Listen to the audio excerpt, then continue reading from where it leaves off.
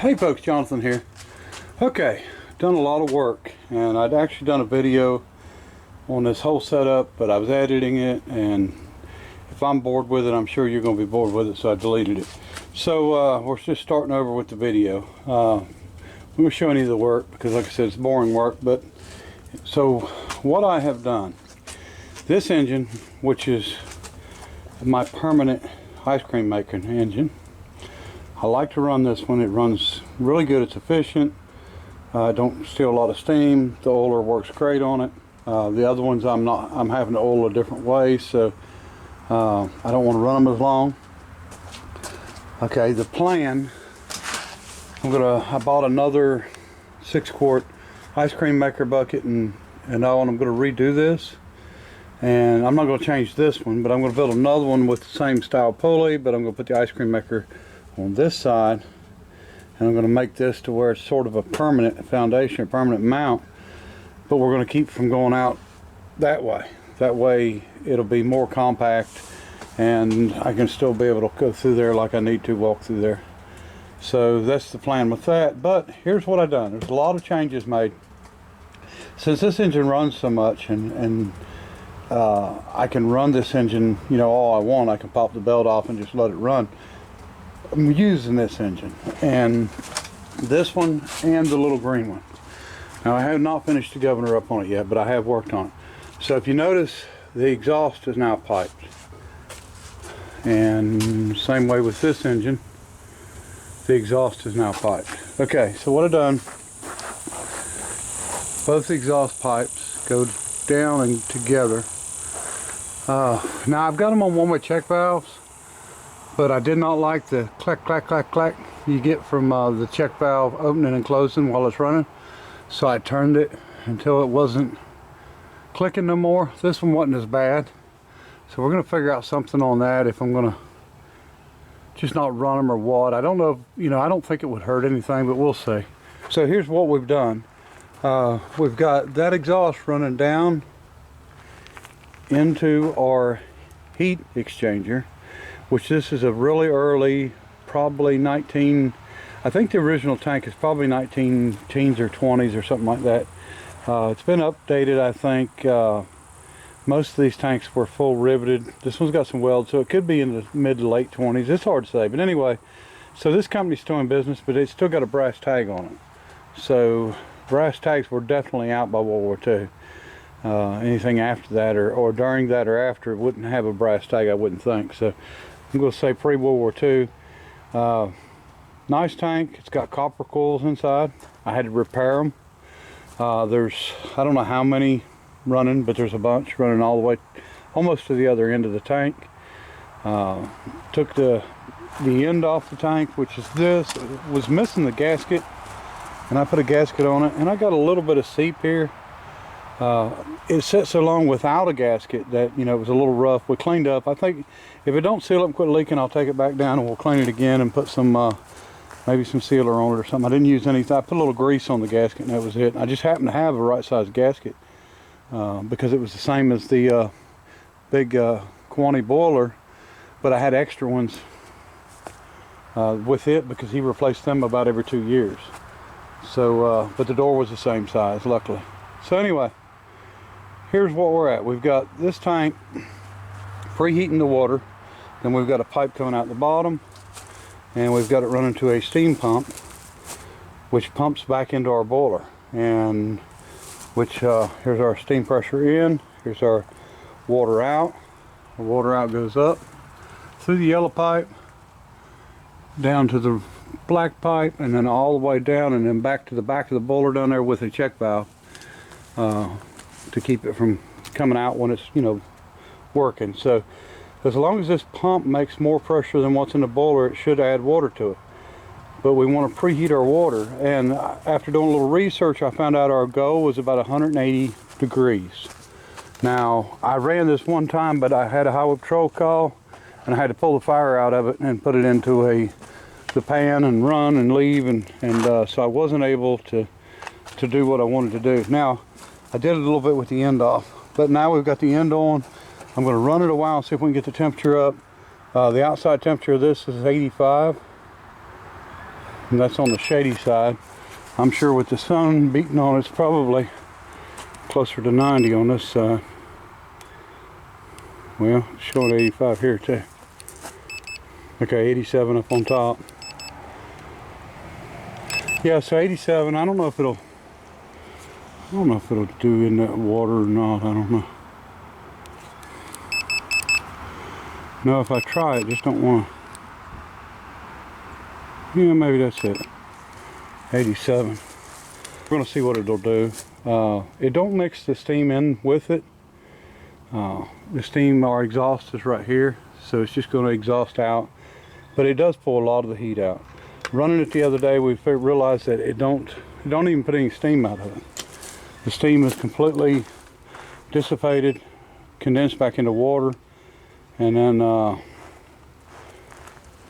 it works out really well. So we're actually getting the temperature up pretty good on this. So anyway, that's the plan. I used a check valve. It probably wasn't even made for steam. It's a 3,000 psi check valve because it's what I happen to have. But I think it's made for hydraulics. I got a bunch of them. I picked up a lot of steam parts. I did have to buy 3 sticks of pipe. I bought a 1/2 inch, a 3/8. I'm sorry. I bought a 1/2 inch, a 3/4, and a 1 inch piece.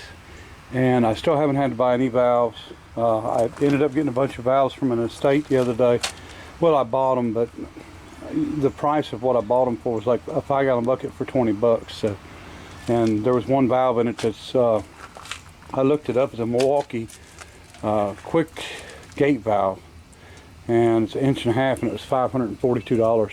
And it's a brand new valve. So, you know, just happened to be in a state of, I'm assuming he was a plumber. But I think I bought 4 5-gallon buckets of fittings and ends and everything. So I spent $80, which is less than I spent on 3 pieces of pipe. So, and I still really didn't have enough pipe. I had to use some yellow and some gray pipe I had. And this is the pipe I got. It's made in Turkey. So I don't know. Maybe it'll smell like turkey when it gets hot. So anyway, that's what we're going to do.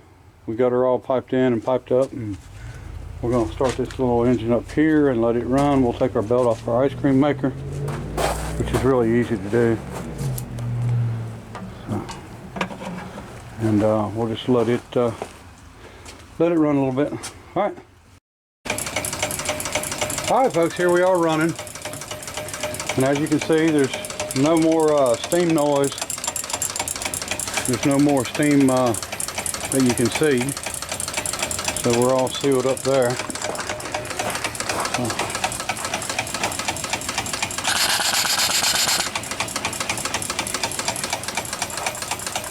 So we've just been running here for just a few minutes. Let's check the pipe temperature of the exhaust. Okay, 180, about 180, a little under 180 is what we're showing.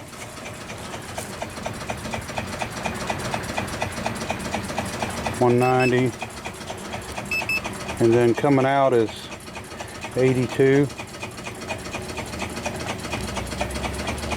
82, 83 degrees coming out, which is colder than what the, well, probably colder than what the temperature is out here. To be honest with you, it's, you know, sucking all that cool out of that water. So, let me see. I don't know if we can get... Okay, it's showing 90 degrees, so we've went up some anyway. I don't know what we went, I can't remember what it was, but... So, and we've just started. I mean, it's not gonna... We're gonna run a while and just see what it does. And then maybe by the time we get low on water, we'll be able to try to inject some. I don't know what the safe temperature is, but we're just gonna get it however hot we can get it. And we'll go from there, all right? Okay, folks, I wanna add in here also now, make this perfectly clear. We are not pressurizing this tank. We're not pressurizing the steam going through it, and we're not pressurizing the water that's in the tank. As you can see, I don't even have the cap on it because I want it to be able to vent, especially when we start taking water out of it. I don't think the tank would implode, but I don't think it would stop our pump from pumping. Now, like I said, the exhaust steam is just running in and back out. It's not doing anything. So, and we're just going to continue to run it a little while and just see what happens. All right, folks, we got them both running. We're holding this steady 40 psi. You hear that belt rubbing, but besides that, everything's good and quiet.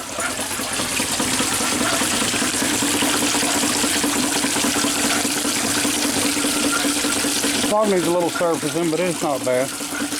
Might have got a little too much water in it. That's okay. Could slow it down a little bit too, probably wouldn't hurt a thing, huh? Still got to get my governor going. I'll get back to work on that. Like I said, this 4.5 is plenty enough engine to run it. Runs it really well. Like I said, we're staying at 40 pounds. And we can maintain that with both engines running. As long as we're not running them too hard. Let's check the temperature here. It hasn't been long, so don't think I've waited a long time here. I'm kind of excited about figuring this out. We're slowly going up. Almost 95. I don't know if I'm getting a good reading from the inside of there. I doubt I am. I wish I had a temperature probe to put in there. I'm going to see if I've got an old temperature gauge for maybe a car or something, just to hang it down inside that water, and maybe I can get a better idea of what it really is. All right, we're going to check our temperatures here on the pipe in and out. So our pipe going out is 84, 85, about 85 degrees, and going in 192, 193, 195. So probably take a long time to ever get it up to 180, but who knows. All right, folks, even with both engines running, we're increasing pressure.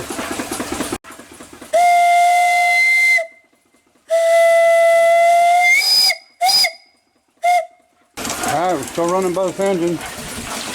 Running that one pretty fast. Don't want to go any faster, we'll get a lot of water out, but this thing's still climbing. Put a good fire in it. Learned a few things about this. Okay, one thing is it don't like a tall cap, and it definitely don't like that, or a tall stack. I took 2 foot off of it, and it don't like that cap. That's a gas cap, so I need a cap that's more open, but it's drafting really good, just like it is. I'm not going to put a draft tube or anything from the steam on it. So it does a real good job at that. If I go one more pipe, it don't do quite as well. If I put that cap on top, it definitely don't do quite as well. What I've been doing is just putting the cap on, and I'll just take it off when I get ready to use it. So I had to run the Henry Ford engine a little bit here. Can't pass that up when you get a chance to. It's a little noisy. We're going to tear into this thing for too long and do a bunch of work to it. Still leaking out of the seal, but now I just took that off and put oil in it. So we got oil in it to run it for a few minutes anyway. I've got steam oil. I just don't have all my injectors and or my displacement lubricators and mechanical oilers hooked up yet. I like this engine.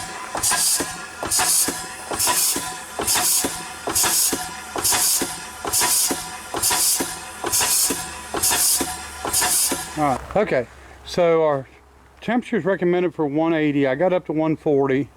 I did some checking, and I know that's not going to hurt our boiler pumping it in there. All it's going to do is hurt our efficiency. And so I did pump some in, and it didn't drop pressure-wise as much as I thought it would. So I mean, it wasn't bad, and it really is very quick compared to the injector. Don't take no time to put some water in. And the only thing I've seen that I don't like, I know that it's having to push against whatever pressure's in the boiler, which right now is a little under 40 pounds because we just got through running the Henry Ford engine. So this pipe bounces pretty hard every time it's pumping and pushing through that valve. But now one thing about it is I don't think our steam pump is working nearly Well, it's not as nearly as efficient as it should, but it's not working right. I don't think there's but one cylinder that's actually pumping. Everything looked good on the valves and stuff, but I don't think there's but one piston pumping, and I don't know, it don't have the power it should have or anything else. I've checked the timing and it's fine, so I think we've probably got some bad rings in it. So we're probably going to be rebuilding that, which is not a big issue. But I'm going to go ahead and fire it. Now, we've got quite a bit of water in it.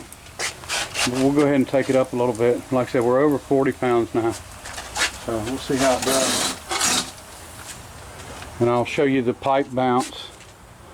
And so all we need to do is just turn it on from right here. And it'll start pumping. As you can see, it's pumping slow because it's under pressure.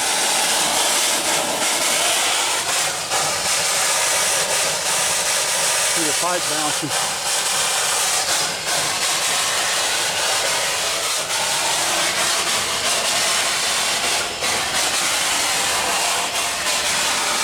You see how fast it's put it in.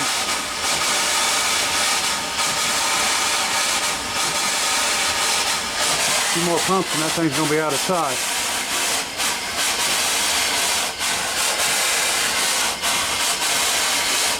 That's plenty.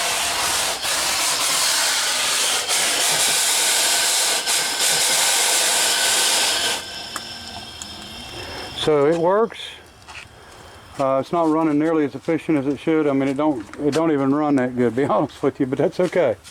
It's running, it's pumping. As you can see, we just put a lot of water in a really short amount of time, and we lose 3 or 4 psi. So I don't have a complaint with that, really. I mean, I don't know. We might not want it to run too much faster than that, and maybe we need to just pipe our exhaust through our tank along with our other, just to it wouldn't be so, I don't know how you want to put it. It wouldn't be nearly as bad to do that, because we wouldn't have all that steam coming out and wouldn't be as noisy. It would seem like a better process anyway. So and that may be, I may be able to put a gauge on top of it, but you know, we was getting over 50 psi. I know that for sure. I didn't want to close it off all the way while it was pumping, so we didn't check it deadheading it, let's put it that way. So but anyway, everything's fine for now, so it seems to be working good. And I think the hotter we get that water, the better off we'll be. 140 is not too bad. I ran quite a while to get to 140, but like I said, we're usually making ice cream, so we're running it a long time anyway, and this engine really runs efficient. We're taking about all the heat that we can get out of the steam and into that tank, because like I said, it's going in at almost 200 and coming out at 80 something. So that's, you know, that's actually, I think, pretty good. Let me see.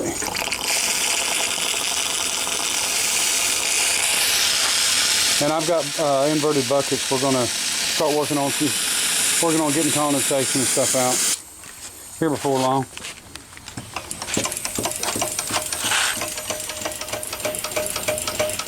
Really good running engine. Really like that engine. You see our mechanical oiler. Alright folks, we're all wrapped up here. I think we're going to have to do a tear down on this, and maybe new rings. They were running it on air and they were pumping oil, and that's why it's black around it here, because if I'd have known when I pulled it down, I had to put a gasket on it, make a gasket. If I'd have known that there was so much oil in it, I would have cleaned it and drained it out before I ever brought it over here. But anyway, we got it pumping, and that's the important part. So we'll probably tear it down and rebuild it, but for now we're good to go. At least it's working. Get a blow down valve on it now.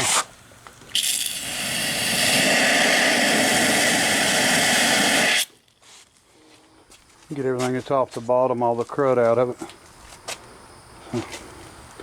All right, we're good to go.